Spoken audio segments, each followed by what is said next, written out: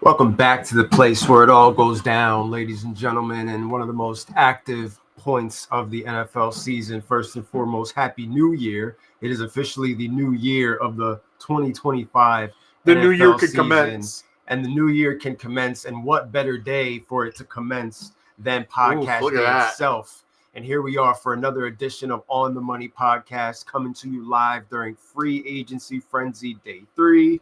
Quarterbacks have been signed. Defensive players have been signed, and there's still a bit of a bidding war going on between teams where if they don't get their guy right now, they could potentially find themselves on draft night making that phone call to maybe the Titans to try to move up the board and get one of the two big names on the board. But nonetheless, as always, sitting beside me, the guy with the team that just acquired none other than DK Metcalf himself for a second-round pick. DK! With still no quarterback in the middle of Rodgers Gate, the standoff that comes down to the two choices of Russ and Aaron Rodgers, the Steelers, the Giants, and who knows who else is involved at this point in time. Roller coaster of emotions.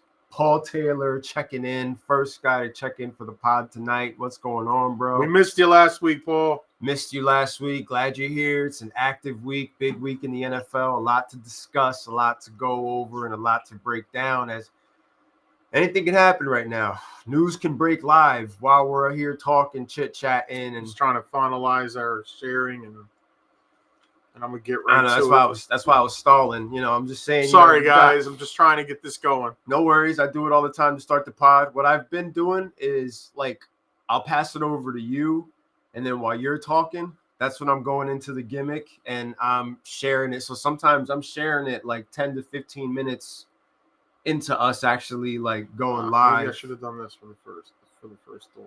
Whoever's just checking in right now, if you can do us a big favor as we're setting up for free agency frenzy, like the podcast, share the podcast, subscribe to the podcast on YouTube. We don't type in On the Money Sports in your YouTube search bar.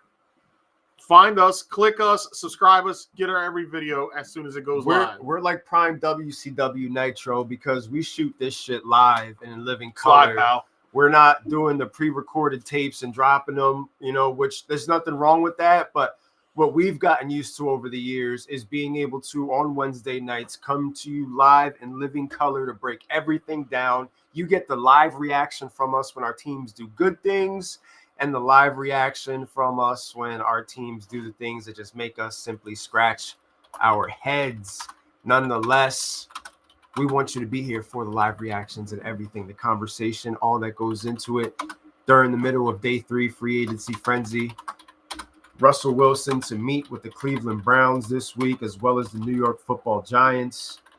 Jets officially going to release Aaron Rodgers today, in which case he puts himself in the midst of the whole little, the bidding war, we call it, between New York, Pittsburgh, and who knows who else. I'm shocked. Right now. They're showing on the screen right now. We're watching a replay of NFL Live. Mark Andrews wasn't cut. Nope. That's crazy. Was that what you were hoping for? Yeah, for my dynasty team.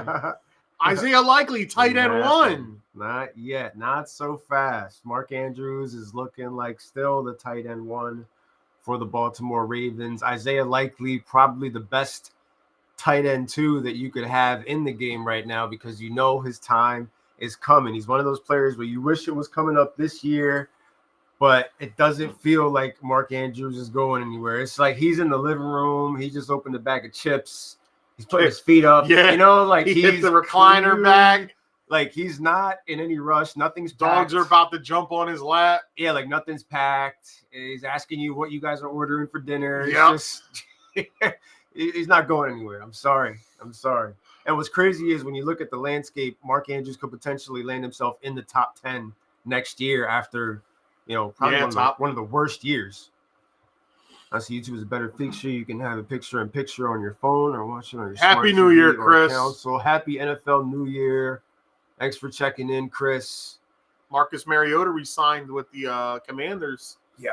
Not a bad gig to have there. No. Commanders. No, not at all. Commanders made a lot of questionable moves. I know Laramie Tunsil's a great get, but I like the move. I feel like they gave up a lot to get him too. I like the move. But we're talking about a team. And then I look at the Texans, and like I told Mike, like, okay, they cut Shaq Mason. They traded Kenyon Green to the Eagles. They traded now Laramie Tunsil to the Commanders. So who's starting next year for the Texans' offensive line? Well, the Texans an offensive line that already gave up sacks. Is it because those linemen weren't the ones that ran over and picked them up every time? Like, what are we doing here? It's looking like the Texans are saying, look, Stroud was getting sacked all season last year. He was getting sacked all season before that, and we don't know how to fix that problem. So we're just going to ride it out. We're going to ride it out and just hope for the best. Whereas the Commanders, a football team that I called them a dark horse going into this season. Now they're not such a dark horse anymore. There's eyes on the product, and everybody knows about them now. It went from playing with house money to now like they're going all in on the team that they have, because let's not forget they're not paying their quarterback anything right now. It's a rookie contract. They're loading up the team. They're going and getting Deebo Samuel. They're bringing in everything they need to maximize this rookie deal. And I will say this, there is a chance that when this is all said and done, that one, Washington doesn't end up winning a Super Bowl, and two, you lose out on Jaden Daniels when it's time for him to actually get paid. Like, this is the window now. Like, if this is your window, you go in with the assets that you have. You do whatever you can to bring in a Laramie Tunsil, whatever the case is. The draft capital they gave up, yes, it was a lot. However, they could be in a situation where they're coming up on a contract year for this kid and just making everything more murky. Like, they have a good coaching staff there. They planted their flag last year, NFC title appearance, Super Bowl champion team within your own division. Like, you got this far. You didn't get this far to get this far. You got to take that next step forward. Hopefully Jaden takes that next step forward. You give them the options, you give them the trenches, and here they are competing for the. It's between them and the Eagles again. Because Dallas looks like they just quit. They lost D-Law today. They signed Javonte Williams. I know it's not a sexy pickup, but Javonte Williams, I just think, needed to get healthy. He was coming off that ACL. He had some good games. He's the running back one right now. Yeah, like, I feel like one on their. I feel like if you're in Dynasty and he's on your team, keep him. Because there's a good chance he could have a good year. There's a good chance he gets the job because we don't know what the hell Dallas is going to do right now. We don't. We know that they'll draft the running back, and right? Hey, but it only cost them $3 million, and if it works out, it's great. But anyway, Drewski, the rest of their moves are just. Thanks for checking in. It looks like they're just like they're retooling. Like they're doing what the Niners did. The Niners, they lost pretty much everybody on defense. It's happening at the same time to these teams. Yeah, so it's like, Cowboys okay, and Niners. We're going to take a couple years back. We're going to, go draft, because that's what Dallas did. They had a couple losing seasons back in like the mid-2000s. They started drafting the linemen, the Zach Martins, all those guys they had around. So let's see if that works for them. But I don't see Dallas being any type of force next season. 8-9? Maybe 7-10. 7-10, maybe? Yeah. They just lost Rico Dowdle. The Giants are probably going to be another 5 wins again next year. The division's going to come down to the Eagles and the Commanders. I was trying to go the whole podcast by not bashing the Giants. I'm not bashing them. I'm just telling you. No, I didn't tell you that was my plan coming into the podcast. So we're talking about the East right now because the East has had a lot of additions and a lot of subtractions. I tried not to sell it. I just was. I've seen you. You were trying, but you couldn't. Yeah, I was doing my best, bro. I love you, Mike. I love you, Mike. I love you, Chris. But the truth of the matter is, a lot of moves happened in the East. They did. The Commanders did a lot of moves to help take them above to get back to the NFC Championship game. Eagles defense lost a lot of pieces. The Dallas Cowboys re-signed a couple people, signed a bunch of no-names. Like, you can see they're trying to, like, it looks like they're trying to rebuild without rebuilding because they got a quarterback, they got a wide receiver. They lost Lawrence today, bro. Like, yeah, they lost Lawrence. That first contract they gave him was pretty high, and he really didn't perform to that contract, though. If you go back, look at all his numbers from the last couple of years when they signed him to that deal a couple of years ago, it really, the money didn't match the production. So I guess they're okay with that. You know, I know Dallas Cowboy fans. I know one Dallas Cowboy fan in particular said trade Micah Parsons. You can get a landfill of draft picks. You think they trade Micah Parsons or do they pay Micah Parsons? It's one or the other. They have not begun contract negotiations.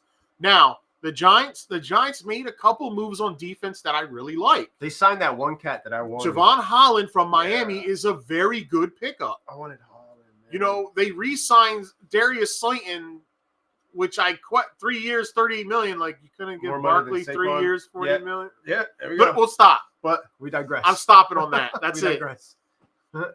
However, they made some defensive pickups which aren't bad. That leads me to believe they're picking Shedeur Sanders in the draft. I agree with you, Chris. Shedeur. I do think they made some good moves on the defensive secondary. Yeah, I like and their linebackers. They did make good moves on their defense. So that means they're going to go into the draft offensive-minded. Shedeur Sanders is getting picked. Unless Tennessee, completely says, the hell with this, we're going to take Shedeur. Or Tennessee gets out of it and trades back with the Giants, and the Giants move up, and the Giants take Cam Ward. Either way, they're going to pick one of those quarterbacks, whoever's there. Now we move to the Eagles. The Eagles lost Darius Slay to the Pittsburgh Steelers today. I'm going to go, oh, yeah, that move's going to put our defense over the top. Darius Slay can still play a little, not a lot. For $10 million, I could live with it. But for the Eagles, Darius Slay, Charlie Gardner-Johnson, that means you're trusting in these rookies that you had this year to come in and step up next year. They lost Josh Sweat, Milton Williams. Milton Williams, I wanted the Steelers to back up the Brinks truck and say, here. Milton Williams went to the Patriots. Yes, after he had made an agreement with the Panthers. That interior line. Patriots came down and said, we'll give you $100 million. Okay. The interior line of the Patriots is going to be nasty. They lost Kenneth Gainwell. They still haven't re-signed Kenneth Gainwell. I'm not a hype about that. That's just a kick returner for us. But the Eagles lost about 6 or 7 players on their defense alone. So that means they're trusting these young guys to come in next year and pick up the slack. Who's the veteran leader now on that defense? Paul says he thinks that Fangio is having a lot of input in some of the releases that are going down with the that side of the football. And they're going to be revamping with the young guys. There's no doubt about that. I am also seeing that, Chris, about Carter being picked number 1 overall by the Titans. From everything that I've seen coming out of Titans Nation, it's looking like it's going to be Cam Ward, but there's that inkling of just not knowing exactly what's going to happen until it actually happens. Because right now, everyone's waiting, even though there's only a couple teams in on it, but everyone's waiting on who signs Rodgers, who signs Russ, because whoever's left out of that could potentially be the one on the phones. Well, he's visiting the Brown. Russell Wilson's visiting the Browns tomorrow and the Giants, I believe. On Thursday. And I also heard that he was going to take a visit with Tennessee also this week. Really? Eagles, Commanders, Giants, Cowboys. I could see it playing out that way. Cowboys in last place this year. Oh, it's going to be that bad. Is Jerry going to regret paying Dak Prescott? Like, what's CD Lamb? I don't think Dak Prescott's a bad quarterback. If Dak Prescott put those numbers up with any other team other than the Cowboys, we would say he's a good quarterback. Are they going to be a good offense? When you know. Look around, when you line up the team, Javonte, great, good opportunity for you. But you're going to be like the Javonte second or Williams. third option right now in this offense. I pick Javonte Williams every year on my fantasy team. Brandon Cook's still the wide receiver 2 on this team. Well, no, he's a free agent. He said Cooks is not re-signing with the Cowboys. He said he will go back to the Cowboys if they utilize him the correct way. I'm just repeating what he said, bro. So the wide receiver on their roster right now is CeeDee Lamb and Turpin. That was their big move, Turpin, yesterday. That was a good move to keep Turpin because Turpin, they got him for cheap. Player.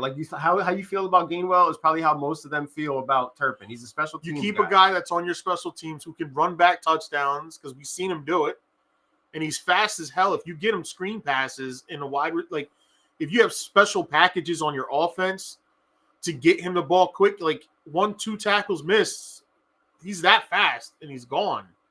Now, nobody's sitting here asking the Cowboys to back up the Brinks truck on anybody, but hell, get yourself a guy like Rashid Shaheed or something and add a little bit of like seasoning to this offense. I think Dallas is going to just – they're paying Dak so much. They're paying CD so much. I think they're going to try to build their team through the draft.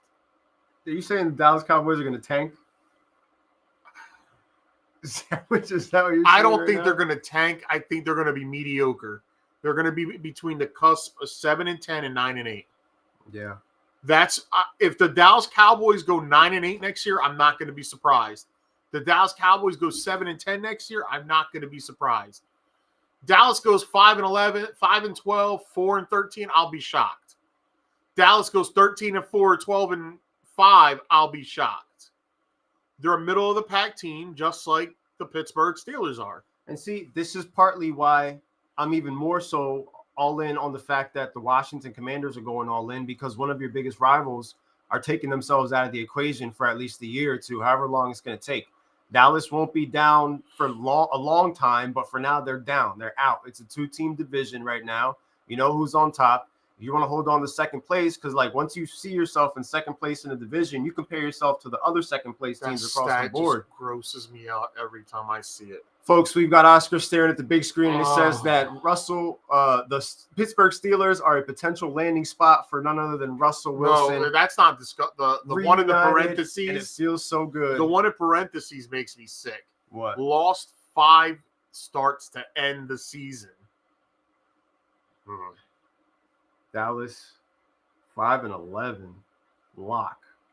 Paul Taylor lock of the night. Dallas Cowboys going 5-11, virtually tanking, putting themselves in a position where they're looking forward to that draft to be able to rebuild the team and revamp and get the resources needed to pay or to sustain a team around your paid quarterback, around your paid wide receiver one. And a question of, I guess, how long that's going to take to, for you guys to do that. I just think the fall off was fast. For Dallas? Yeah. Yeah. It happened fast. When they lost to Jordan Love and the Packers, I knew, I was like, yo, this team needs to rebuild. Like, they got it. Is that what broke them? Yeah. It's just like when the Jaguars beat the Steelers, they broke them, and the Steelers haven't recovered since in the playoffs. It's like when the Bengals beat us in Tennessee. We haven't been the same since. Mediocrity, baby. There's one thing guaranteed with Pittsburgh. You're going to finish 9-8, minimal. And you're going to be stuck in the middle. You're going to draft in the middle. Over the years, our teams have all been all over the map. You know how we got Ben Roethlisberger? We went 6-10. Like, it's okay to lose. When we first started the podcast, my mental health might be bad, but it's okay to lose once in a while. When we first started the podcast, the Steelers were on top in the AFC. We were trending up. We had Mariota still. Giants were terrible. The fact of the matter is, when we started this podcast in 2017, from 2017, like the Steelers, it was between not just our predictions, but the predictions of regular NFL people. The AFC came down to Pittsburgh or New England. That was it. That's what everybody picked. The inevitable showdown at the time. It didn't happen because the Jaguars came in and embarrassed our defense. And however, I will always say we would have made the Super Bowl that year if Ryan Shazier never got hurt. Once Shea got hurt, that was it. That defense fell apart. And guess what, guys? They fell apart. Since Shazier's been gone, they haven't been good since. But I say that to say this. Like, through the years on this podcast, our teams have been in different places. So heading towards the draft, the Steelers are in purgatory, bro. Like, we were all looking for something different. This is the first draft where, for all of us at the same time, it shapes the next 3 to 4 years of our fandom, of our team. Like, none of us have a quarterback. Let me get it out of the way. None of us have a quarterback. You know how disgusted I was Monday afternoon when I heard that Aaron Rodgers is in discussions with the Pittsburgh Steelers. That's what you've always wanted. Aaron Rodgers. That's what you've always wanted, bud. Your guy. You know what it's going to feel like if it does happen for me? I don't like him. I never have. I think he's an arrogant POS. I feel like it's all about him. He's very selfish. He throws his teammates under the bus, and he has no second thoughts about doing so. So no jersey for the only way I buy an Aaron Rodgers Pittsburgh Steelers jersey is if he takes me to the Super Bowl. And it ain't happening, so you ain't got to worry about it. Well, who knows how long before you guys are actually going to be able to talk to this guy, because he's put himself in his social bubble. He's at the beach. He's at the beach, got a blanket wrapped around his AirPods. Jamming out to his 15-minute electronica songs or whatever he listens to. Whatever he deems Dolphins appropriate. having sex. Whatever he deems appropriate, whatever he's into. It's going to be a while before you're able to access him, which makes this all the more dangerous for you guys, because how long do you play this waiting game with this man who's going to use this to his advantage? Aaron Rodgers becomes a Pittsburgh Steelers quarterback and this season crashes and burns, it might be the best thing that happened to Pittsburgh since 2003. You're going to have to pick a quarterback in the you're going to have the chance to pick a top quarterback in the draft next year if it crashes and burns. B, Tomlin's done. How do you bring him back? Well, I just saw Paul's comment right there. Pittsburgh and Mike T missed the playoffs, Tomlin, and that'll be the end of the tenure. It's got to be. How do you come back from that? I'm tired of people saying that he doesn't have influence on what the Steelers do in free agency. It was a very stale ending to the season. Again, you guys start out red hot. I didn't watch any football until the Super Bowl. Yeah. Think about that. After we got eliminated, I didn't watch divisional round. I watched clips.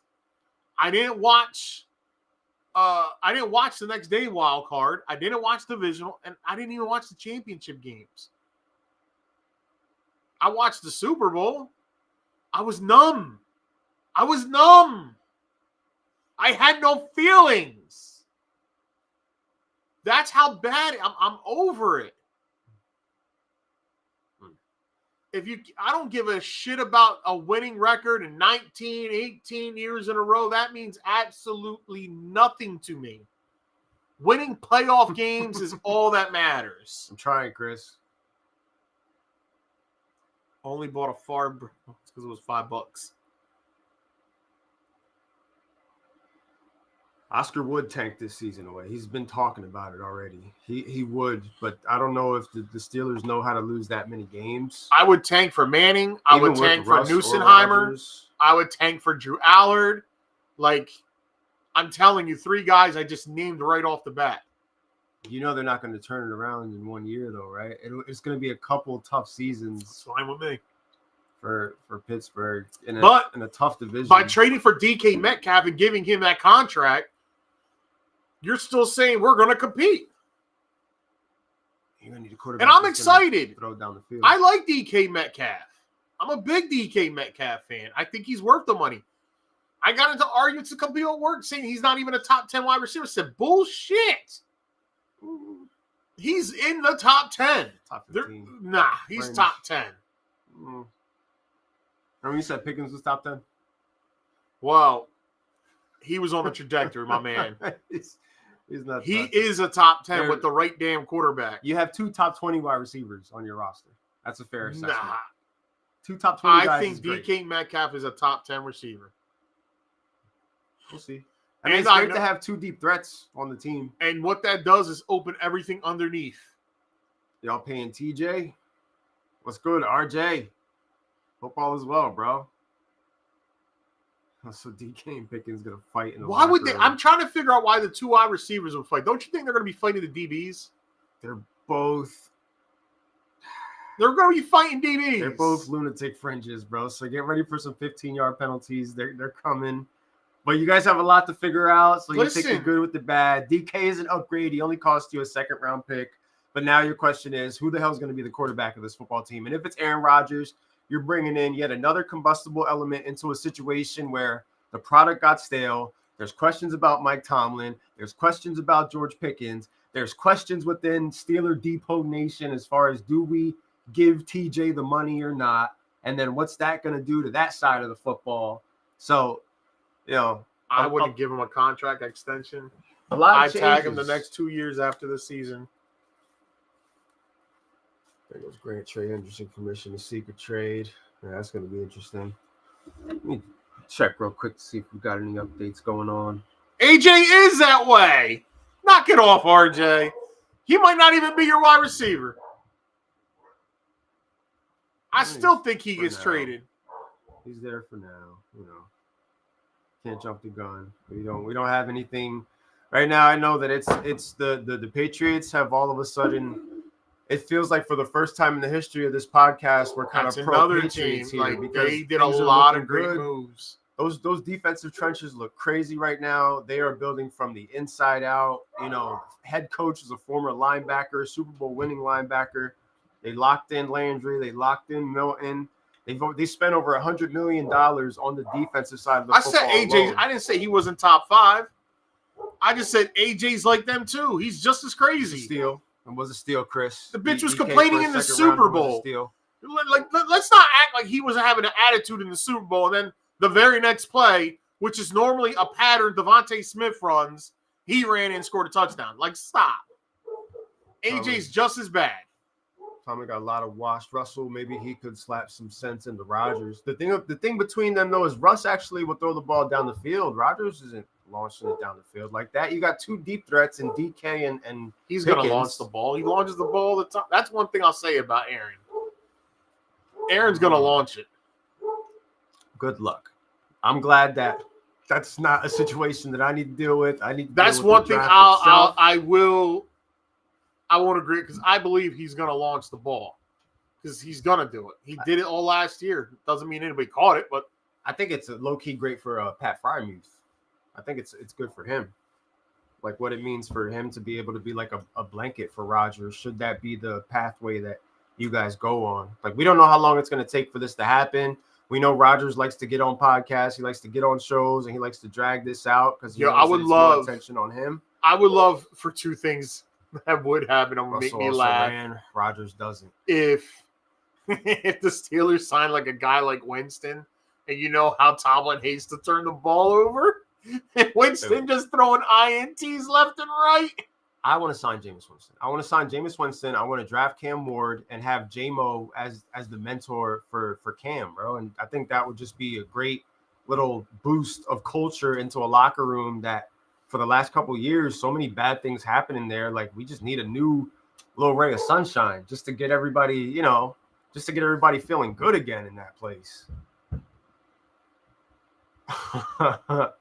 Scarecrow in the wind is about as much motion as he has. I don't know. Yeah, it's going to be weird. I don't know how this plays out. I don't know if he comes out of the darkness. And if he does decide not to pick Pittsburgh, then Pittsburgh's going to probably most likely call Russ, and Russ will come back. Do you think the Steelers or the Giants put like a timeline on Rodgers? Because I feel like eventually will. I feel like they're waiting for Rodgers before Russ. Like, I think the Steelers will eventually. Because you traded for D. I think it will be a good signing, bro. I'd rather have Jameis Winston right now than Aaron Rodgers. I know he's going to get the ball downfield. Should he be the one that starts? If we draft Cam Ward and don't start him, I think it will be good for Cam Ward. Just a positive locker room guy. Nobody's saying Winston's going to take us to the Super Bowl, but we've dealt with some traumatic shit in the last couple of years. Like, we need a nice change of we need a face change with this football team and a culture shock. My wife, when we were talking, and she goes, well, if they don't get those 2, what is the next thing? I said, I wouldn't be surprised they go back to Jacksonville and talk to Jacksonville again. Because truth be told, whether any Pittsburgh beat writer wants to admit it or not, more than one beat writer for the Jaguars said a call happened. And supposedly, the Jags got mad that the talks leaked out.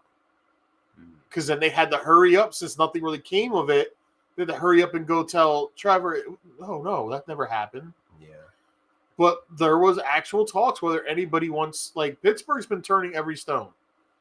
There's a beat right here in Arizona talking about that Pittsburgh's been calling Arizona for Kyler Murray. So the Steelers are trying. Oh, right now. We got talking about the other Super Bowl team. They lost Joe Thuney, DeAndre Hopkins, Justin Watts, nothing big. Tershawn Wharton, not big. Justin Reed's a big deal. It's like in real fantasy football in the fantasy draft. When you wait too long to draft a quarterback, you don't go for a top guy and you wait until the 11th or 12th round. And here we are. We're in the 11th or 12th round. You got Russell Wilson, you got Aaron Rodgers, and you need to pick somebody because the next time it comes back to and you, they traded the other guy, didn't they? What those options are going to look like. No? Losing Justin Reed was big for big for that Kansas defense. City. It's very big. Where did he end up going? The Saints? The Saints, yes. And the Saints kept the Honey Badger. Cam over Sanders. Yeah, Cam over Sanders for me all day as well, bro. You ain't lying about that. I'm team Cam Ward. I've already decided that is the best thing that my team I don't know. I don't think Shador Sanders is going to be terrible in the NFL. I don't think he's going to be elite, but I think he's going to be I think he'll be a top 15 quarterback. Let the Giants deal with that. Yeah. If that's the approach they take. We take Cam Ward at 101, and I don't care what happens until it's our turn to pick again in the second round. We don't have a third round pick. We have 2 fourths, 2 fifths. We made a trade with Dallas today. We made a trade with Dallas. We sent Kenneth Murray and the 7th round pick for the Dallas's 6th round pick this year. So now we have in the mid round 6 total picks between the 4th and the 6th. We got to boost the trenches. We only have like 3 wide receivers locked down. We're basically going to punt away the free safety position this year. Like, just throw anybody out there. May as well re-sign Quandre Diggs because I don't really know what other better option there is out there at the moment. There's so many other things that we need to figure out. The best thing we could do is keep things simple with the 101 and go for the best possible option for us, which is none other than Cam Ward himself. Better than signing Rodgers. It's better than signing Russ. It's better than drafting Sanders. You draft Cam Ward. You get him Jameis Winston as the suitable backup / mentor. Hell, you could re-sign Mason Rudolph for all I care. But do the right thing with the 101 pick. Do not squander this because teams are going to come calling. The Raiders, they locked in Geno Smith from Seattle. So at one point in time, Raiders might have been one of those teams, but it's looking like Geno Smith is going to be the starting quarterback in 2025. So you can rule them out. Maybe the Cleveland Browns, who, if they lose out on Russell Wilson this week, maybe the Cleveland Browns are the ones to make the call. You think? Because they want to go after the person that they think we're going to go after. It doesn't sound like Watson's coming back to play this year. Nor that Kenny Pickett is going to be the starting quarterback either, Chiefs going to turn into the 2006, 2007 Eagles. They got some holes to fill, and they want to get back on top. They were talking about potential Super Bowl fatigue for the team, and it's hard to stay on top for as long as they have. The big question now moving forward is we just saw them losing the Super Bowl. Now, can they go out there and take the AFC and get themselves back in the Super Bowl, or will they find themselves getting tripped up, prior to that by an the last AFC time they lost the team Super Bowl, they made it to the title game but lost. Is somebody else finally going to step up on that side? There's also they had a run, man, and if this is their run, there's nothing to be ashamed of. I'm not saying they're going to miss playoffs, but you might start to lose the playoffs, This day and age, people don't get runs. This run was crazy. But how much long? There's going to be even the Patriots during their time with Brady had that lull from what? 05 to... They had a couple quiet years. Then in between they had the 07 and 11 year, but in between there was quiet. It happens. I saw, because you mentioned the Jaguars. I wanted to mention it before I forgot, but I saw that the Jaguars are linked to Cooper Kupp right now. So it's one of those things that's been floated out there to it's worth keeping an eye on. Cooper Kupp, Jacksonville Jaguars could potentially be a thing. I was thinking to myself, Cooper Kupp to the Chargers kind of makes sense because the Chargers didn't end up getting DK Metcalf, which was one of the things I was worried about because I have Vlad McConkey in Dynasty. DK ends up going to you guys. Now Cooper Kupp is one of those names that's floating out there after being released by the Rams today, which is just wild to think about when you talk about Cooper Kupp, the fact that he was, not just a fantasy darling, but an NFL Triple Crown winner, Super Bowl champion. Rough season this past year with the Rams, gets released, and now Cooper Kupp is out there for whoever wants to be able to sign him. He can get signed today. And he doesn't count against your comp picks. That's why I think the Steelers might be looking at him too. The Steelers have been going after people who aren't going to hurt their comp picks and aren't going to influence their comp picks at all. Right now, because of Dan Moore going to you guys, that's a third-round pick we're going to get for him next year as a compensatory pick. No way you're screwing that up. So, Justin Fields, if he starts the whole year, that's a fourth-round comp pick we're getting next year. If Najee Harris plays, really good football for the Chargers next year, that could be a fourth-round pick too given to us. So that's 3 picks right there that will get added to our normal 7. I kind of wish we had a third rounder this year, but I'll take the extra picks in the mid rounds just to give us an opportunity to keep. We're doing a good. I mean, I like the Zeitler signing. What's his name? Right, Zeitler. Kevin Zeitler. 1 year, $9 million. Basically an upgrade from the Kenneth Murray that we gave to Dallas. We gave ourselves another pick in the 6th round. I just want us to do the right thing with the 101. All that other stuff can get figured out down the road. Get some wide receivers along the way, and just go get Cam Ward. There's nobody else. Paul, when I say that, I'm a hater, so I don't even bring that up.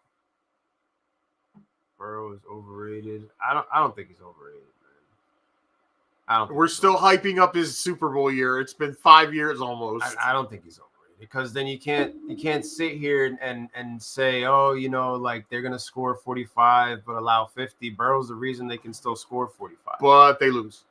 Okay, yeah, they lose, but the Bengals have not made the playoffs the last 2 seasons. They can put points up. And I was told with a healthy Joe Burrow, they were going to the playoffs. They were the second best team in the division. The Cincinnati Bengals and they finished in third. Put points up. They're the only team in recent history that has beaten Kansas City on the AFC side.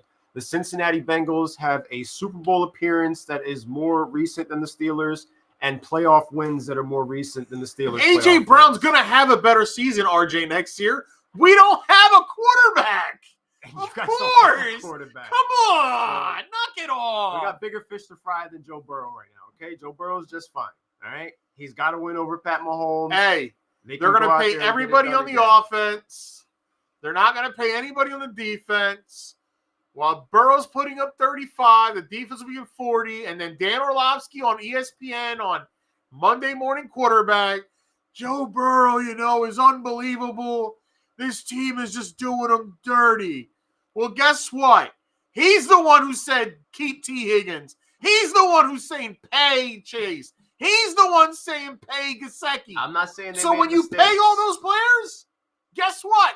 You got nothing on defense. I'm not saying they made mistakes along the way. They dragged this out way longer than they needed to. The question is he overrated? Jamar Chase was going to take $36 million last year. He said $36 million a year will get it. The number's now 40. Now for Higgins, it's $35 million. Yeah. So, but that's their problem. The question is, was he overrated? I don't think so. I don't think he's overrated. I think he's accomplished a lot in the time that the injuries don't help his situation, and the organization that he plays for. The Steelers are better than the Chargers.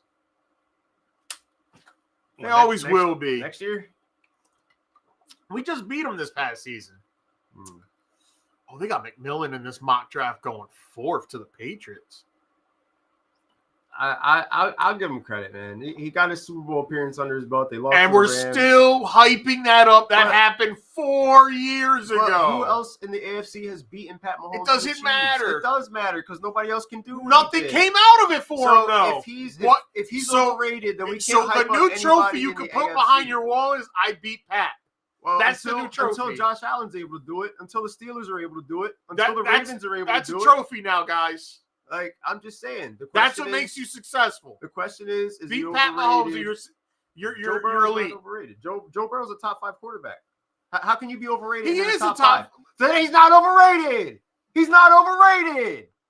You can't be a top 5 quarterback and be overrated at the same time. It doesn't work like that. In the last couple of years. It doesn't work like that, he choked guys. in big I'm moments sorry. last couple of years. You're arguing with the wall because that's not how it works. If you can admit he's a top 5 quarterback, he ain't overrated. Pat Mahomes.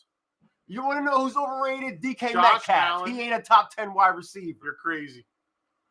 That's overrated. Josh got Allen, for a second round Pat pick. Mahomes.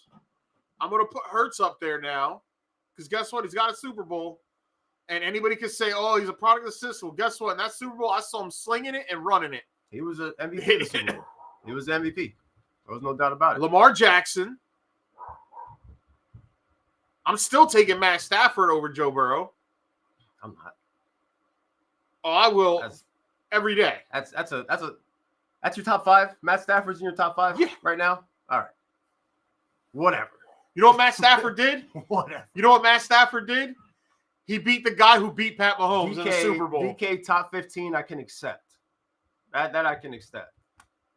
That's a trophy he could put on his wall. He beat the guy who beat Pat Mahomes.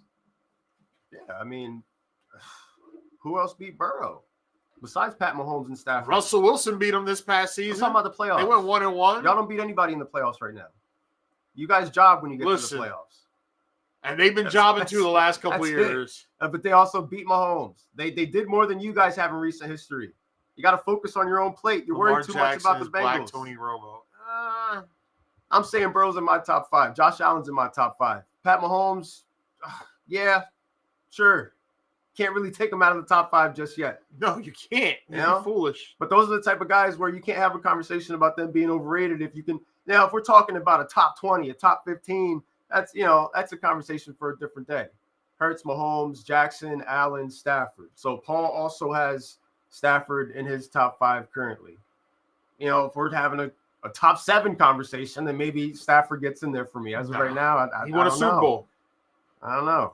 Are you guys gonna sit here and say Jaden Daniels is overrated? Are we gonna do that? Nah, you can't say he's overrated. You can't say he's underrated yet. It's only one season.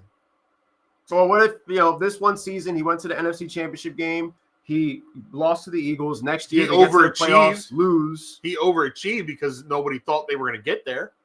I just feel like there's a lot of Joe Burrow. You were the only person in the world that said the Commanders were going to be good. Well, nobody saw it yet. I think Cowboys fans saw it. Cowboys fans already knew they were going to have a bad year. And they felt like, when you have a bad year, it's like someone close to you ends up having a good year. That someone close to them ends up being the Washington Commanders. Damn, Ashton going to the Raiders. I don't know if it could happen. Ugh, can't rule it out. Lamar Jackson's Black Tony Romo. Jaden Daniels is rated right. The team believes in him. They're going in on his rookie deal. As of right now, it's safe to say Jaden Daniels is a top 10 quarterback in this league, even as a rookie. Just when you rank them all together, he's not outside the top 10 right now based on what he's accomplished to this point. He can play himself out of the top 10 for sure, though. I'll take him over CJ Stroud, who was a lot of your guys' second coming. Everybody was a Stroud lover we still got some Stroud lovers in the house as it is, that he was the guy, he's this, he's that. Especially guys who pinpointed their dynasty. His football team don't know how to protect him right now. So hopefully the picks that the Houston Texans were able to get, that they've been able to accrue through Christian the deals Kirk is their number 2. Yeah, because Tank Dell's not going to be there. Tank Dell is not going to be there until next year. Offensive line's still not there. Joe Mixon was great this past season, but how much more can Joe Mixon give you at his age? You know what the Texans are? They're frauds. The Texans are not capable of staying on top. It's March of the 12th, 2025. All right. Approximately 9:00 in the evening. I said this 2 days ago, and I will say it again. The AFC South is wide open. Any one of those 4 teams can win it. Yes. And it's ugly. And I have already stated, and I've told Alex, the only person who doesn't agree with that is Mikey so far. I told Alex I could see the winner of the South having an 8-9 record, possibly. Like, the Texans don't impress me right now. Your franchise quarterback, who's still on his rookie deal, what you should be doing is loading up the line. You just depleted the line. Like, that's big. Don't be shocked if Caleb Williams puts up better numbers than C.J. Stroud this year. And you heard it right here first from me. Well, the Bears did everything right. Come back and check this. Listen, championships ain't won in March. Championships ain't won in spring when they're doing OTAs and playing football in shorts. However, it can be lost. It can be lost, but you can do positive things to get you in the right direction. And the Chicago Bears went out and protected their quarterback. They got good linemen to go with them. You're gonna see more Roma Dunze next year. You're gonna see, DJ Moore still had a good season. They just brought in Myles Garrett. No, not Myles Garrett. Grady Jarrett. Grady Jarrett. Sorry, get all their names. Grady Jarrett. I think the Bears are gonna have a better season than the Packers. Somewhere the cheese is melting. No, somewhere the cheese is cold. And they might have a better season than the Vikings. Yeah. Well, Vikings, JJ McCarthy. When you look at Caleb Williams' numbers, they weren't really that bad. I told you, he just got to let go of the ball. Yeah, you got to let go of the football. And I think that's a Ben Johnson's system is 1, 2, 3, quick. 1, 2, 3, get the ball out of your hand. Yeah, quick. And that's what Jared Goff does. It's going to be interesting to see how Jared Goff is this year. I will say, I do still think Detroit's the best team in the NFC, second to Philly. However, it could go backwards if Goff regresses under a new OC. Jesus, gone bad. So you want to talk about an overrated quarterback? That's an overrated quarterback. Jordan Love. Well, some people got him in their top 10. That's crazy. You think he's better than Burrow? Cut me a break, no, bro. Not at all. Cut me a break. He's not better than Burrow. He's not better than hell. I don't think he's better than Tua. I think when you look at their situation, Josh Jacobs did a lot for that offense and that team this year, as far as like helping them get a couple more wins that they may or may not have gotten without his contributions. But we make excuses, and that's another thing with the media, the sports media. The media will make a ton of excuses for Jordan Love. Bro was throwing the ball away crazy sometimes. Some of his interceptions were like, huh? But they don't have a real wide receiver one. Remember the comments made by the RB1 of that football team. Well, apparently their offer wasn't good enough for DK. I know it was. That's crazy that you guys outbid somebody. Of course it would be the Packers and Steelers. The Packers had their offer on the table first. So I guess they were kind of just waiting for something surprised. Better, and they got the better. When you guys said that, I was like, no. I was in the middle. No lie. Overrated in their conference. When that happened, I was in the middle of Scott Hall taking on Logan Paul for the United States Championship on a Friday night SmackDown in my career mode. Oh, shit. So I had to pause the match, read, like, oh, shit, this is real. Then I went right back, and, of course, Scott Hall became the new United States champion. Book him strong. Oh, yeah. And then I got to wrestle Big E for, like, the 6th week in a row. Like, what? No, it's a beef, dude. That's what it is. They call it a feud. It's a feud. And whenever you're ready to end the feud, you press end.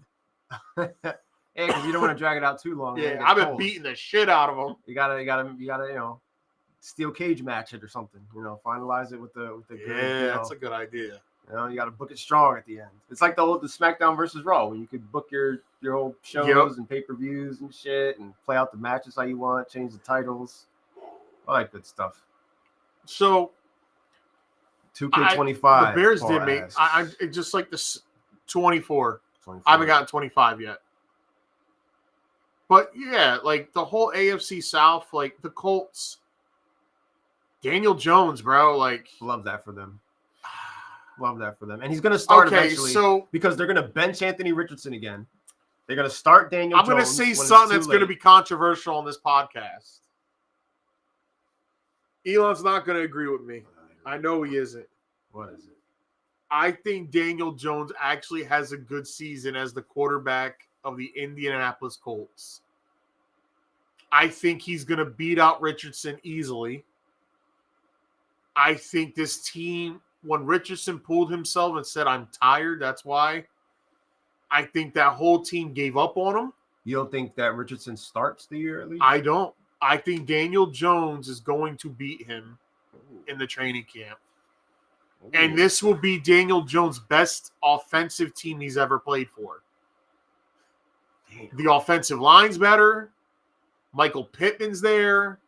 Josh Downs is good. Mo Alley Cox is good. And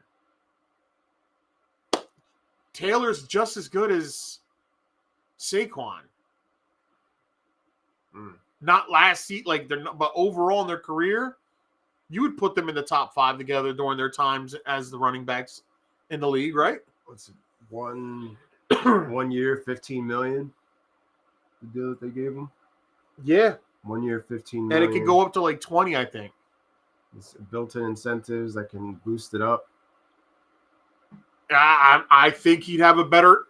I think he would have the Daniel Jones numbers that he had when he took the Giants to the playoffs and they beat the Vikings.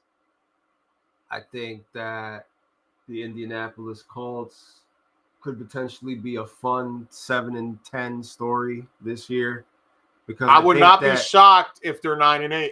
I think that they start the year with Anthony Richardson because they're just going to double down on that mistake, and this year will confirm that he was in fact a mistake as far as that pick for them.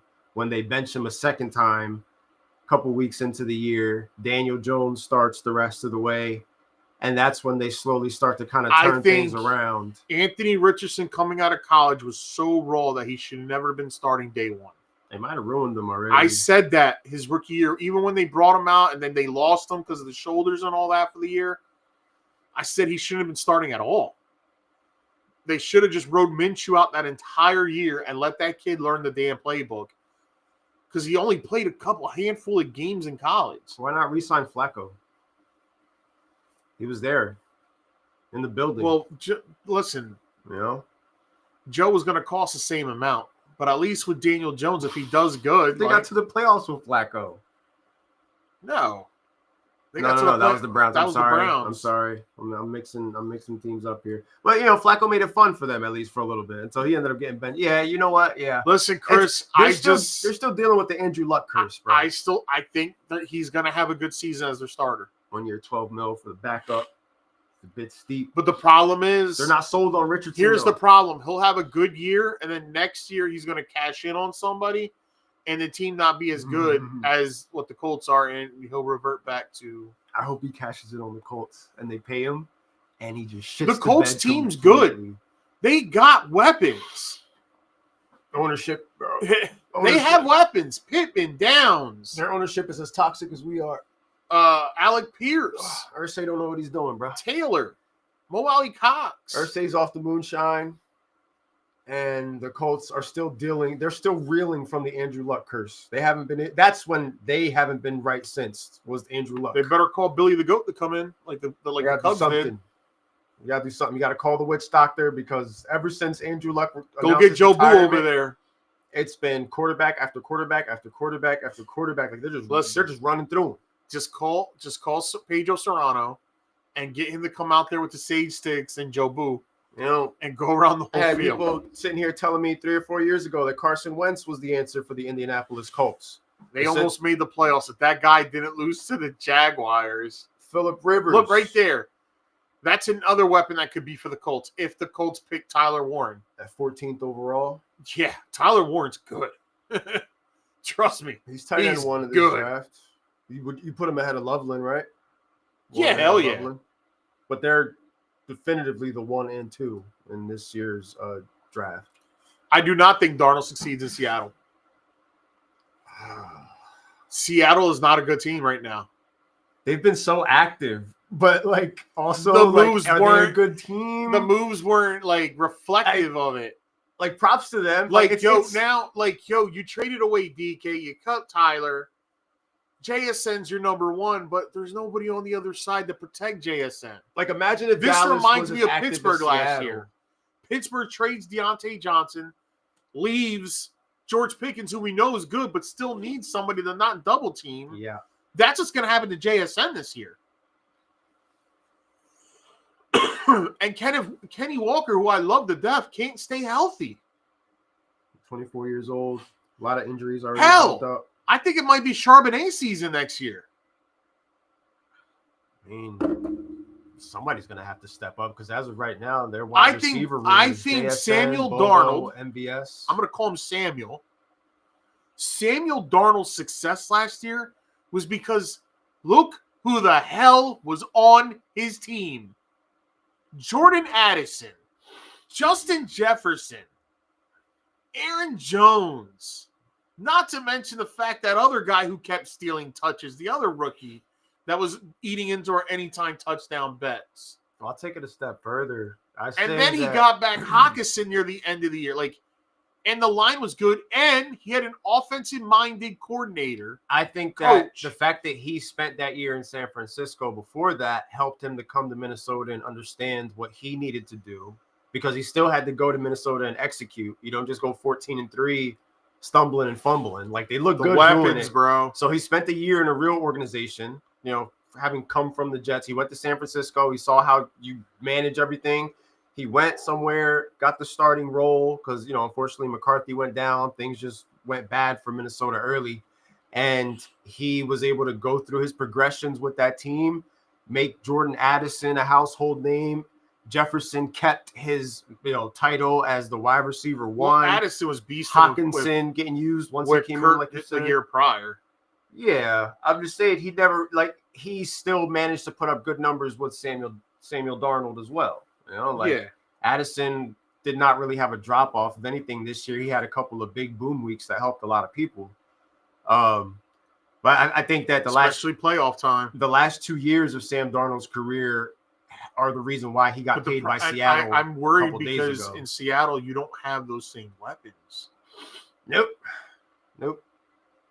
But take a look around at the division. I mean, if he comes around and he plays really well, I have no problem coming on this podcast and telling you guys I was wrong. I think I've been better with that lately. I have come on this podcast. When I'm wrong, I've been telling you guys. I don't double down, triple down, quadruple down.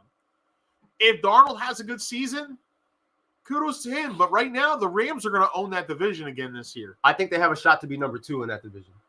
Yeah, because the 49ers. It's safe to say the 49ers aren't going to be around this year. I could see the 49ers finishing in last place. Yes, and we still don't trust the Cardinals. We know the Cardinals are 8-9, bro. They're always just gonna be weird. I don't know if they've done anything to get better. I don't think it's all Kyler though. I think it's a lot of their defense gives up so many points. Their defense was actually good last year though. Some of it is Kyler. In opportune times though, they give up shit, and it's like, dude, like remember when they lost to the Panthers? That was a for sure thing that the Cardinals were supposed to beat the Panthers last week. Panthers were just whoop their ass, bro, doing what they wanted. You don't beat the teams you're supposed to beat, and then you also don't beat the teams that you need to beat ahead of you, which is what keeps them in that 7-10, 8-9 weird limbo. I think they need a real coach. Now. I don't think Jonathan Gannon's a good coach. Like the Eagle fans were eager to get him out of Philadelphia. He hasn't done much in Arizona. I made the mistake one time on this podcast a couple years ago of calling the Seahawks the worst team in football. And Geno Smith happened. Yeah. I'm not gonna sit here and bet against the Seahawks right now. I think that based on their division, they have the potential to end as the second best team in that division. I think the Rams have a strong stranglehold on the West, and that's just how it's gonna be. Kudos to the Raiders for saying we want Geno.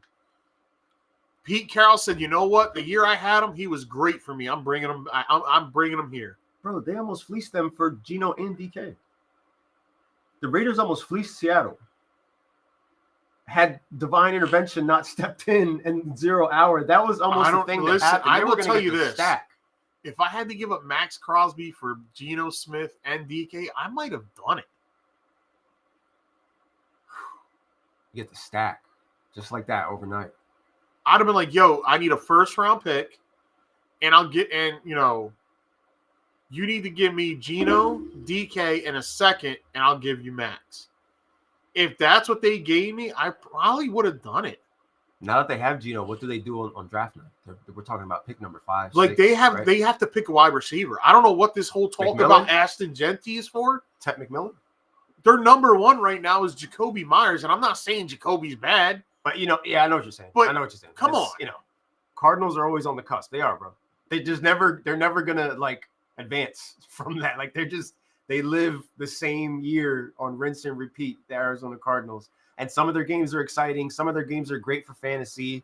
They have The great Cardinals pieces. either start out really hot and then fizzle, or they start out bad and then they end the season where it's like, damn, they missed the playoffs by one game.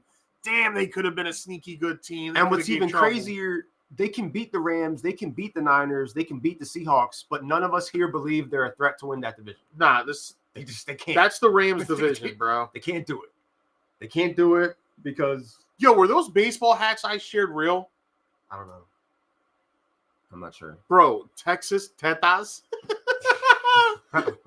You can make anything nowadays, so I wouldn't necessarily like rule that out. But I do not know.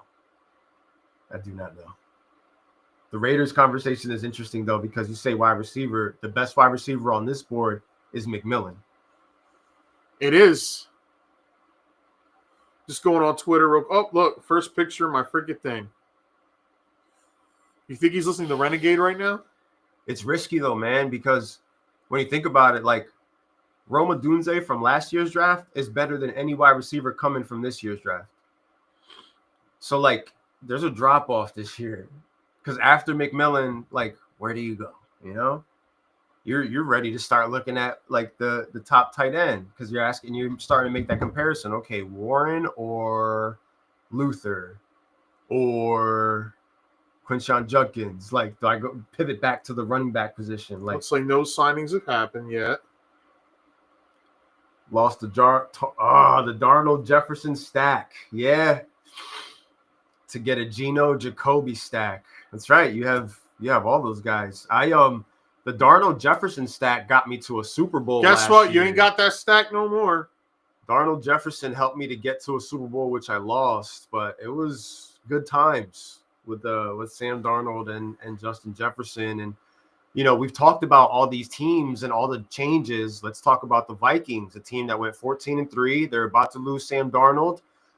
The path is looking like it's going to be J.J. McCarthy at starter, even though I did see and read that they were putting feelers out for Aaron Rodgers. I don't know how true that is. All likelihood, all signs are pointing towards J.J. McCarthy potentially being the starting quarterback for the Minnesota Vikings.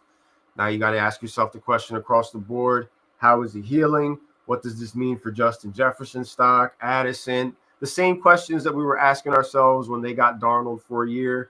You're potentially going to have to ask yourself now, is J.J. McCarthy ready to take the mantle? Your guy in Dynasty. Like, how you feeling about his odds? Do you think this is the year that we predicted last year for the Vikings, where they kind of just take a step back until they figure this shit out? Tough division. At number 21, the Pittsburgh Steelers select Jackson Dart. We've got a little mock draft action here. CBS Sports breaking it down. Jackson the Dart. last time we picked a guy at 21, we traded him after 2 years. Who was that? Kenny Pickett. Shane Pickett. What's the size hands on Jackson Dart? Quarterback of the Cleveland Browns. You guys looking like you're going to be taking fourth best quarterback in this class? Or is he better than Milroe in your eyes? I would not trade for Milroe. Would you rather have Dart than Milroe? I did a mock earlier where he fell to me at the 203. Where's it at? Where am I? Oh, let's go to my Dynasty page. You gonna look at some trades? I got some offers. You got something cooking. Matt never got back to me. All right, Chris is a Dart guy. Just want to say congratulations to the new UFC light heavyweight champion, Magomed Ankalaev, who defeated Alex Pereira. Here's my quarterback depth chart. Sorry, I butchered his name in the Dynasty. My quarterback depth chart is Baker Mayfield. He's my starter, baby. With those weapons out there, Bucks are running it back, man. The Bucks are running they it back. got Godwin back. All the pieces. Godwin's back. He wanted to come back. He Evans didn't want is to back. take more money. And guess who the third wide receiver is going to be? No doubt next year. Jalen McMillan. And we all see what he did down the stretch. K-Dot and Bucky Irvin. My man Rashad almost White. won me my damn championship in All the Money Sports. We are pro Bucks on this podcast. Good, great offense. Drake May. Another big name. Brock Purdy. About to get paid. Jameis Winston. And I'm not cutting him until after, After you know. Yep. You can trade him once you know. And he my gets taxi signed. squad is J.J. McCarthy. And I already got a little stack for J.J. when he gets up there because I have Jordan Addison. When he gets called up. Yep. When he gets called up and it's Yeah. time. Hoping to make those NXT call-ups. And let's not forget, Oscar also has 3 first-round picks as we speak today. The 2nd overall, the 8th overall, and the 11th overall. Yeah. And then I also have the first 2 picks in the 2nd round. Have you been mocking? Have you been seeing how Yeah, things how because things I already line told you up? what I'm doing.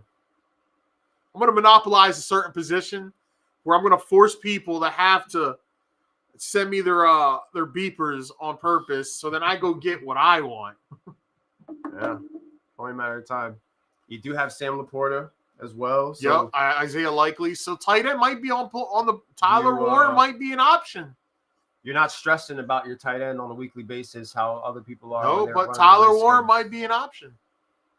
I like Warren. I like Loveland. I'm all about the tight end position, bro. Like You know? and you want to talk about monopolizing positions. That's the easiest one to monopolize. There's only 4 real ones, and everything That's else. why when I traded with Alex, I didn't mind it. When I threw Andrews in, I was like, oh, well. I still had Sam Laporta. Easy to make that decision. It was based on very that, easy. Not having to worry about that particular position. I just don't understand people who have 30-year-old players in their dynasty team and think they're going to get the world for them. Yeah, It's not happening. Yeah, that's a better in-season trade. If Yeah. you're trying, while that 30-year-old someone- is actually there cooking, Yeah, like off season, it's a little bit harder to push certain players. there's players I'm not touching, bro. I'm not touching Derrick Henry. I'm not touching Christian McCaffrey. I'm not touching George Kittle. I'm not touching certain players. I'm not touching Nick Chubb. I'm still a Derrick Henry guy. I got love for Nick Chubb. I'm just not willing to pay for Nick Chubb. I in a just dynasty there's format. just it's not worth it.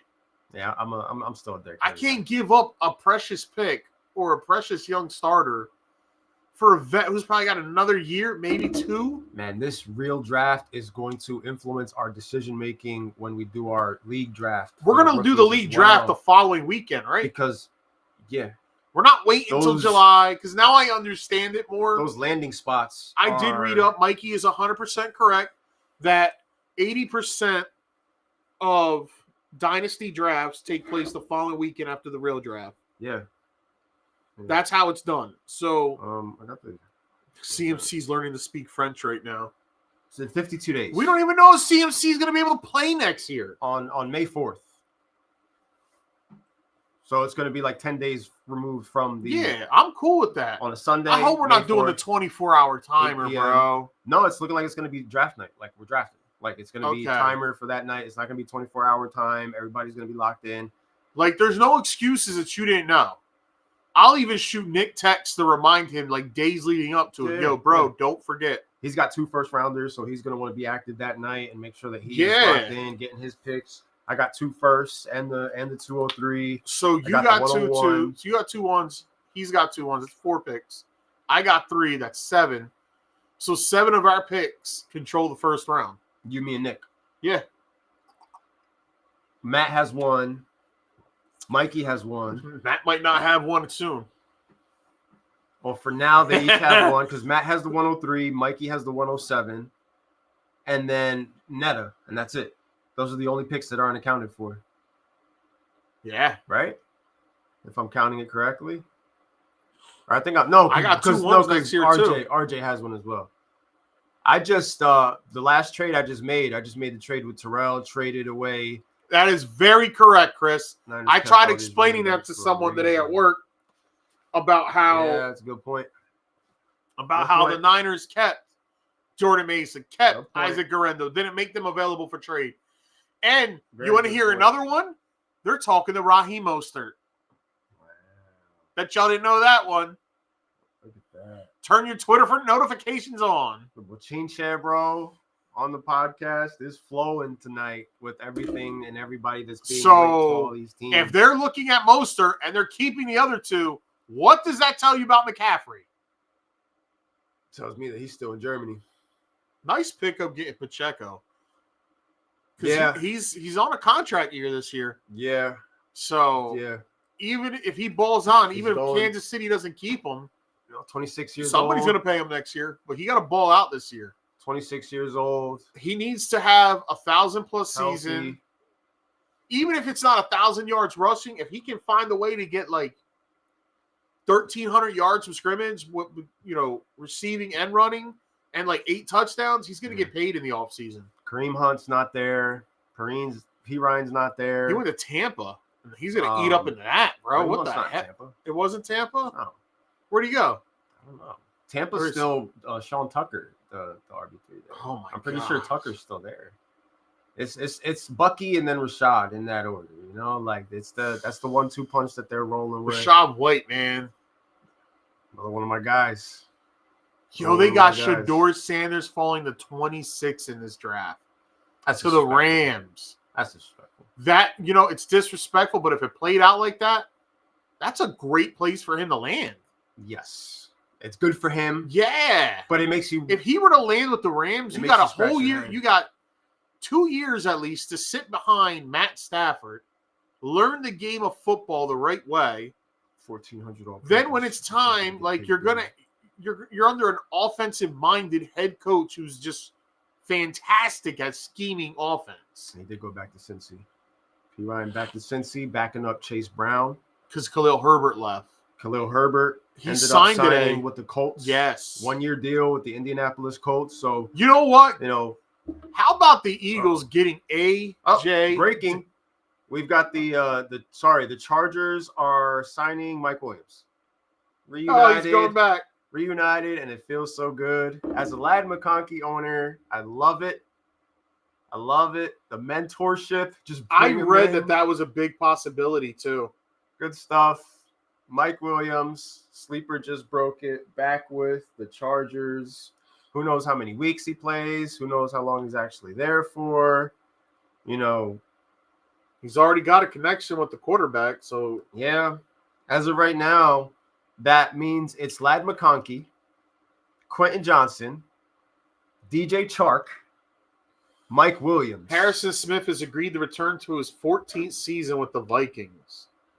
Okay. Harrison Smith got some, late news going down. The Titans are signing defensive line edge Draymond Jones to a 1-year deal, $10 million. How does Sleeper get these notifications before freaking Ian Rappaport puts it out? They are fast, bro. They are the TMZ of this shit, bro. They are on it. I saw the Sleeper emoji, and I knew it was either somebody sending me a counter to one of my trades or some. Oh, you got rid of Tucker today? Yeah. Is he getting suspended? I dropped Justin Tucker. I found a suitable replacement for him, so I'm not waiting around for him to figure out his situation. I need bench spots because this is the time of year where moves happen fast, pickups need to be made even faster. And, we're headed towards the draft. There's still potential for some trades out there, but we have the post-draft trade period where things are going to be absolutely crazy all summer long. Because once we finally see where all these guys end up, some destinations and some situations are going to look a lot better than others, potentially. Possibly. Yeah. But like I was about to say before the breaking news, what a great signing by the Eagles today. A.J. Dillon. So you got to put up with Saquon Barkley, and then when he takes a breather, you get the bulldozer coming in. Yeah, Quadzilla and I'll tell you this. Quadzilla is going to be picked by me in some fantasy league this year as a debt piece because if Barkley's to miss any time, he's a guy I would not hesitate to start. A.J. Dillon's a pretty desirable piece just to have and stash. I mean, he's 26 right now. Maybe his best years were behind him. It feels like he's been in the league for 10 years already, but he really hasn't. But behind that offensive line. He just got hurt a lot this year, so he wasn't able. And then they got Josh Jacobs. And after the year that Barkley had, maybe Barkley has a couple weeks off this next season. Because how many times when Aaron Jones would go down, A.J. Dillon would just take over? Yeah, he had some lackluster days, and then he had some solid days. He'd give you the 20 rushes for 110, 115 yards. I like him. Like, I think it's a great debt piece for the Philadelphia Eagles, especially if Barkley were to get hurt. Because history does show Barkley will miss time. He didn't do it this year, but A.J. Dillon running behind that offensive line. Oh, Marion Hampton in this mock draft and number 29 going to Washington. B-Rob, bro. R.I.P. B-Rob. Just because of that, Mikey, that deal is off the table. That man is a dog. Omarion Hampton, whoever gets him, I said it before we went live. I feel like that would be a Steelers type of pick. I don't know if you guys are leaning that way or looking that way. Well, we ain't got a second-round pick, and it looks like he's going in the first round. That dude is going to be a game changer wherever he ends up. That's somebody that I would go after. I don't think I'm going to have the opportunity to get him, though, because when I'm picking again, he'll probably be off the board by the time it's my turn. He's that damn good. Matthew Golden going to the Bills. Matthew Golden. That would be two rookie receivers they picked in back-to-back years. It's one of those dart throws as we sit here watching the I like Golden. CBS Sports mock draft. Well, and that's another thing. Did they bring him in just for the tush push? Is the tush push going to be legal? Did they bring him in just for the tush push? Because now you're going to have Quadzilla 1 and 2. A lot of these coaches are Hurts. going to start saying – a lot of these coaches are saying the same thing. If you can't push off during field goal snaps, why are you allowed to do it? Like, they're going to go back to, like, you can't push a guy forward. That's what I was reading. Bro. They're going to make that shit up. It's already illegal. I hope everybody understands this. You cannot pick the player running and push him forward. It's an illegal play, but the problem is nobody calls it no more. It's just like for all those years where nobody was calling illegal contact. Because remember, nobody was calling illegal contact for years until the Colts went bitch into the NFL. And after the 2003 season, illegal contact got enforced again. That's all it takes. Yeah. And that's what I think is going to happen. They're going to drag it out, though. They're going to take a while to come to the decision of whether it's the head coach for the Bills. It's Sean McDermott. There you go. I had a brain fart. Sean McDermott's thing is players are going to start to get hurt because they're on that bottom pile. They're going to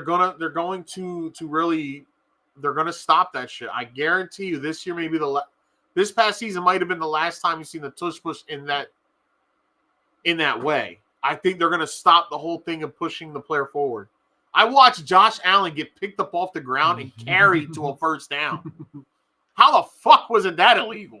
I think it's going to take them all summer to decide whether or not they're going to ban that or allow it to. Like, that should have been illegal. They literally picked him up, carried. Remember that play where he got carried? Yeah. Like, what? It's going to be a hot topic of conversation for months and months. Oh, it's going to be very big. Even after the drafts happen and the dust settles and we're doing our rookie drafts and everybody is where they belong, it's not the same on the defensive side of the football, says Paul, as I'm over here looking at I'm telling you, it's going to happen, man. I think they're going to alter that rule and they're going to alter that play. Got 4 days until the Supreme Baller Society fantasy basketball playoffs go down. I will be posting the bracket once it's finalized. You know, in the tradition of March Madness and all that good stuff, we're rocking out our playoffs in this fantasy league during March Madness. Whoever makes it into the top 8, Oscar currently still fighting for his spot, which he didn't clinch because I saw that the person behind you actually scored more points than you. Yeah. So if you were to lose and he were to win, he gets the tiebreaker of the points. So you have to keep going on this like winning trail. I'm currently projected to beat Raj. This is the. Sorry, Rob. You need to take that out. This is the final week of the regular season. Oh man, for Mikal Bridges so far has given me 52 points. Mikal, and there's still eight minutes left in this game. So he decides to score today. He got 24 points, 11 rebounds, 5 assists, 1 steal, 3 blocks. He's 4-7 from the 3-point line. Whew. Wow. Hey, Mark Cannon, you want to do some more than what you're doing right now, bud? Mikal Bridges is cooking. Who would have thought? Couldn't get me 17 points a couple weeks ago, but tonight you put him out there and He's looking like Penny Hardaway in 1995. And my boy Luka still hasn't suited up yet. So that's telling you, once I got Luka, it was just different. Once you win, you're in. That basically locks up the playoffs for us in Supreme Ballers. That means I would have never missed the playoffs in its existence since we started this league. Yeah. The guy with the lowest basketball IQ. Right now, I'm playing Surge. Tied for the championship last year. I'm rocking it out with Surge right now. I'm hoping that I can beat him. I'm hoping that RJ. I did a favor for you by beating him, so that I can hopefully take the 1 seed. That would set up a showdown between you and me if that were to go down. Oof. So I'm either going to end up as the 2 seed or the 1 seed. And once Mikey lost Wemby, it just went downhill after that. All right, he's cliff diving right now, but he's lost. Chris isn't into basketball, right? No, not yet. Only matter of time. I don't know if I can do 14 teams, and it's already tough after the 6th round, like picking who I pick. That was wild, but I've been keeping tabs of it. I've been doing a better job of the like I said last year. We got 11 days till the baseball draft. Oh yeah, March 23rd, baby. Yep, March 23rd. It's going down. Opening day on the 27th. So 4 days before opening day for all of us, we're doing our Sandlot Baseball Association draft. It is going down. I can't wait for that. The Renegade. We're sitting here right now in the background. Our viewing entertainment is the debut of none other than the Renegade, who was deemed as the ultimate surprise or something like that. They kept using the word ultimate. I think it was supposed to be the word, and he just didn't agree to a contract. He was like, I ain't doing this. Because they were probably going to have him in a Dungeon of Doom or something. That was probably going to be the booking. Put him in a Dungeon Remember when of Doom. they used to just bring Mike Tenay just to do the Mexican wrestlers? Yeah. Like you never seen him. He knew all the moves. Yup.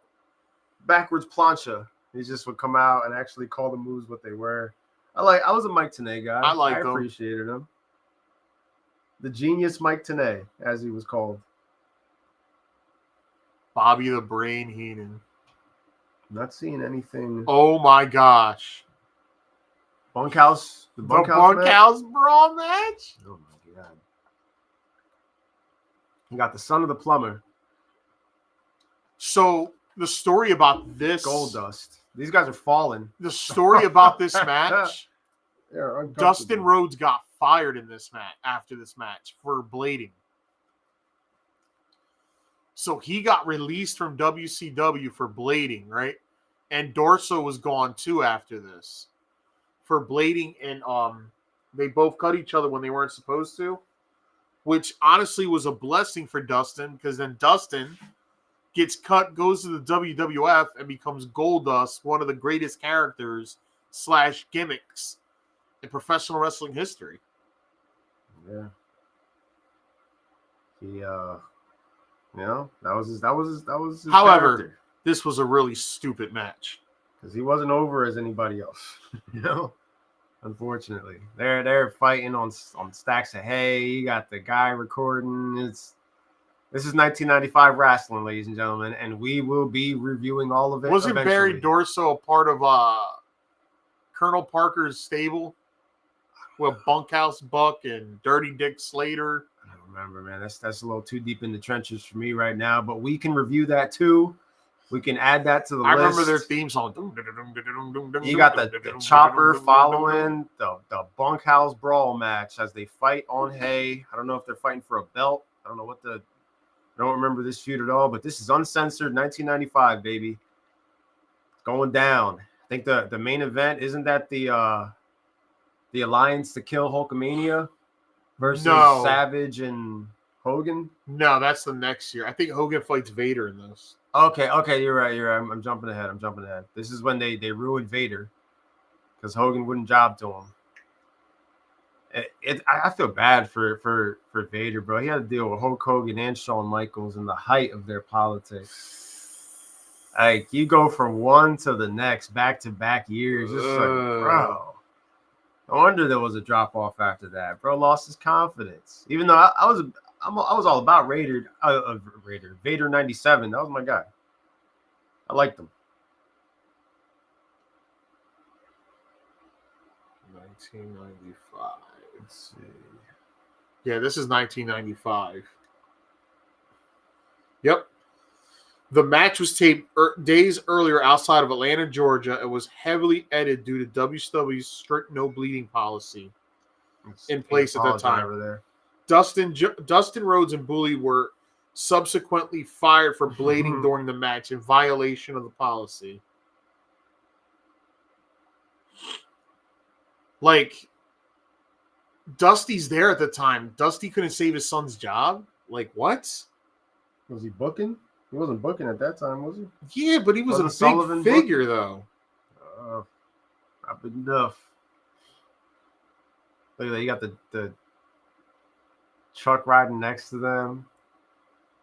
It's pretty cool when you think about the limitations of the time period and how they were able to pull this off with all the camera angles they had going on. You got a chopper overhead.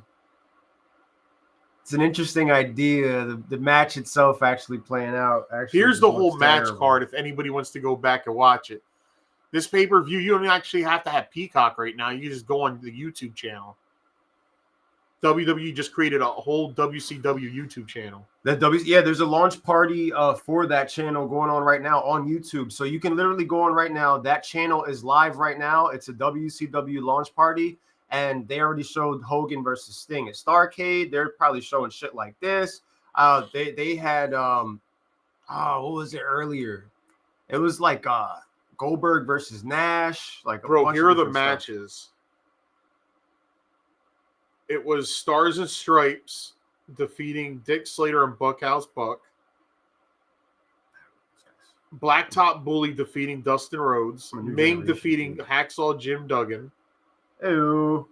Johnny B. Bad, the boxer, versus Arn Anderson, the wrestler, in a boxing match. Johnny B. Bad won.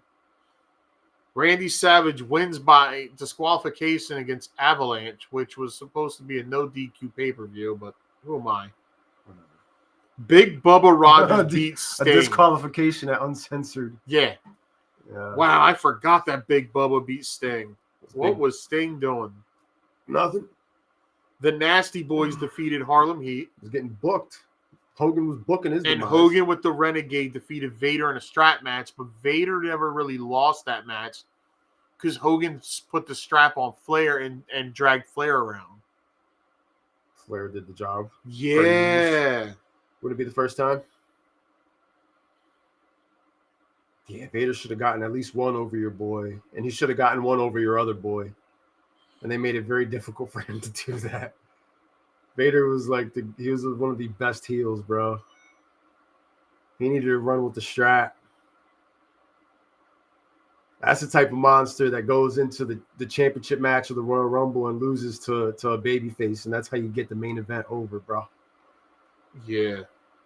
And I'm not saying Vader was like a main event WrestleMania type guy, but Vader was a guy that could carry a championship into SummerSlam, carry a championship into the Rumble. Yeah. And, like a guy like Brett, a guy like Shawn, go over on him. Does a lot for them.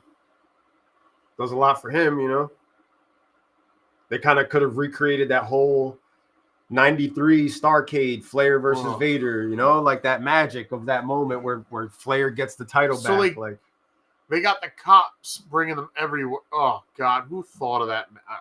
Who booked this shit? Right, Kevin Sullivan, maybe? The committee? The booking committee that Shivani talks about? Yeah. Potentially. ESPN's Ryan Clark says 49ers should trade star running back Christian McCaffrey to aid their rebuild. You're not getting nothing out of them. Jim Herd, WCW sucked balls. It was a tough watch. Yeah, we're going to be doing a watch along probably on a weekend soon, hopefully. I'd be down. Where we're going to set the computer up just like this because YouTube legally and Facebook legally live, we can't show you what we're watching. But there ain't no damn rule about me putting the audio up and letting you hear at the same time. Well, I don't know if I'm going to do it for I think I'm going to do it for important moments so everybody can hear it with us as we go through it. Yeah. And we're just going to critique the shit. And everybody, we're going to tell everybody when to fire up, what point to start. That way we're all on the same page. We're all on the same page. Yeah. And we can even pause it if we want to discuss something. Like, we're going to do a legit watch along like they do on YouTube. It'll be fun. But we're going to be more interactive with it. It's long overdue. Hit up the Raw Vault on Netflix. Yeah, we can go back and look at the old. I mean, hell, if people want to come through and sit on the other side while we do it, that's fine too. Watch party. Do a straight watch party. We could watch something from WCW because they're the ones. Some of the best WCW we got to pick. Are we going to do something serious? Are we watching serious or we're watching bullshit like this? We'll mix it up. We can go all over the map. Because we could turn on a Great American Bash from like 87 and watch that through knowing that how good it's going to be. We can watch 97. Like the Road Warriors taking on the Horsemen. Dusty Rhodes taking on Ric Flair. We can watch 97. We can go through the story arc of 95, build it up to the worst WrestleMania of all time. And sit there And I am firmly, I am a firm true believer and I will fight anybody on this. WrestleMania 11 is the worst WrestleMania of all time. Discuss how we would book it better as we're watching it. People like to say WrestleMania 9 was no, it wasn't. That was very bad, though. It's bad, but WrestleMania 11 was terrible. You know what I loved about WrestleMania 9? That it was outdoors. Yeah, cool. It was a great look on camera. Cool concept, and we saw a lot of our guys. Like I got to see Razor, I got to see Taker, I got to see Shawn. So you start to see like the new generation sort of insert themselves, and then you got Brett, Yoko, you got this guy. The red and yellow comes and screws everything up at the end because they just couldn't let it go. You know his eye was really busted. Yeah, that wasn't a storyline. They tricked the Las Vegas Athletic Commission into thinking that it was a storyline because they weren't going to let them. The question is, was it Macho Man? No. So the real thing is it was a ski boat accident. You would think Brutus Beefcake would never get on a ski boat again, but him and Hogan are ski boating in Clearwater the day before. His eye was crazy. And it was a brand new ski boat. And Brutus is telling him, yo, Hulk, take it easy. This is new. It's got quicker torque than yours. You can go flying. And Hogan was like, yeah, I'll be fine. And it's what happened was when he took off and he put the brake, he went forward and hit his face against the steering wheel. Yeah. That hurts. Yeah, oh, man. Dude, Dustin, I forgot his shirt ripped. He's going to be so itchy when he lands on that hay. Oh, man. I'm getting itchy for him. Yeah, man. So, pretty much wraps up another pod here tonight. Broke it all down. Oh, I got a Twitter notification. Got a notification on Twitter. Mac Jones has agreed to a contract with the 49ers on a 2-year deal for $7 million with $5 million guaranteed. Mac Jones, 2 years. He will be backing up Brock Purdy. There you have it. Nice sweet way to end the pod with a little bit more news. A guy that we talked about earlier. Oh, good. I thought it said the 76ers were winning. I was about to be sick. A reason? You guys are playing the Raptors, who are trying to tank too, though. Well, they're beating us right now, so that's a good thing. Yeah, they freaking... Friend of mine, Charlin, who I talk wrestling with all the time and sends me like the funniest shit in the world, who was like, yo, did you know the Repo Man was supposed to be a face gimmick when it first was Dawn? Because Barry Dorso wanted to be a face. He wanted to do like the children's charities and stuff like that. Have a good night, bro. And they were like, nah, bro, that's not a good guy gimmick. Thanks for the feedback all night, man. Look forward to your feedback during these watch-alongs, man. You're gonna fire up the show with us. We can watch this shit together. We'll take requests too, people's favorite eras. We're gonna run through all of it. We got plenty of material to go through. These watch-along vids that we're gonna be doing are gonna be something that they're gonna be part of this podcast for a long time, especially during those months when we don't have football. So there's going to be less for us to cover in the other sports, and we get to be able to flex the creative aspect of what we do, the nostalgic multiverse aspect of what we do, and give you some of the watch-alongs. and hopefully give me the motivation and the kick in the ass that I need to finally finish the rebookings that I've been wanting to do. Text Lucy when she's heading home. But yeah, man, it's all coming your way, slowly but surely. For now, we're going to continue to cover free agency. We're going to continue to cover the draft, give you some of the ideas as far as, the picture that is starting to get clearer by the day. We've got the free agency slowly but surely wrapping up. 2 big names on the board left. Once they get signed, the draft board itself might get a little bit more clear, as well as the future destinations and landing spots for the likes of Cam Ward, Shador Sanders. Before we go, Sports Illustrated's Patricia Trina on Aaron Rodgers and Giants quarterback plans of Sirius XM NFL Radio. This is just 19 minutes ago. So the Giants, from what I understand, have an offer out to Aaron Rodgers. It's a very good offer, and according to one of my sources, it's actually an offer that is beating what Pittsburgh wants to pay him. Problem is, Aaron Rodgers is going to do what Aaron Rodgers wants to do, which means he's going to be on a beach. Matter of fact, I just retweeted an article that caught him walking along a California coastline and mulling over his future. So in the meantime, the Giants have a meeting set up with Russell Wilson, who is the outgoing Steelers quarterback. Russell Wilson is actually going to see Cleveland tomorrow, and then he's going to come back to meet with the Giants on Friday. Now, he met with the Giants last year, if you remember, because the Giants were committed to Daniel Jones, that meeting went nowhere. So this is kind of where we're at right now, and if Russell Wilson doesn't pan out and Aaron Rodgers doesn't pan out, the Giants are going to have to go to a plan C. I wonder what plan C would entail. Jameis Winston? Does that sound like plan C? J-Mo? Potentially? There's just nobody else. Tommy Cutlets. Trade up? Still got Drew Lock. Trade up? Yeah. That's what, maybe they're trying to avoid doing that at this stage because they're so high up on the board to draft where they feel as though they could get their guy. However, if you can't close a deal in free agency, does that provoke you to potentially? Wow, former Steeler aggressive? Brian McFadden on a show today said the Steelers are going to make you feel like you're wanted and needed, but it's not like they're going to go on their knees and hit you at a key sweat, start begging. Says Aaron Rodgers can't expect the Steelers to act desperate in a pursuit for him. Yeah, it's an interesting dynamic between those two. And any agreement on a potential deal with either side, the way that Aaron Rodgers is, the way that you guys are, a lot of pride on the table on both sides, and a head-to-head Super Bowl, which I know is the reason why you have hated Rodgers. I feel like you wouldn't like him anyway, but the fact that he did beat you guys in the Super Bowl just adds to, the reasons why he just doesn't sit well with And DK has finally commented on him leaving, thanking Seattle for everything.